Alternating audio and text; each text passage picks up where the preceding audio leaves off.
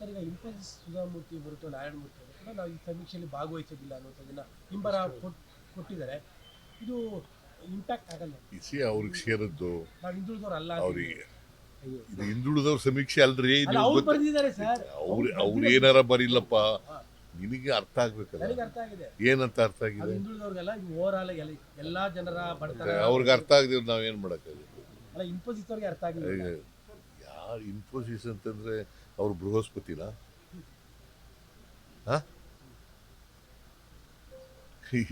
C, ನಾವು 20 ಸಾರಿ ಹೇಳಿದೀವಿ, ಇದು ಹಿಂದುಳಿದವರು ಸಮೀಕ್ಷೆ ಅಲ್ಲ, ಗೊತ್ತಾಯ್ತಾ? ಇದು ಇಡೀ ಪಾಪ್ಯುಲೇಷನ್ ಸಮೀಕ್ಷೆ. ನಾರಾಯಣ ಮೂರ್ತಿ ಅಂತೆಯವರು, ಸುಧಾಮೂರ್ತಿ ಅಂತೆಯವರು, ಇದು ಹಿಂದುಳಿದವರ ಸಮೀಕ್ಷೆ ಅಂತ ಭಾವನೆ ಇದ್ರೆ ಅದು ತಪ್ಪು.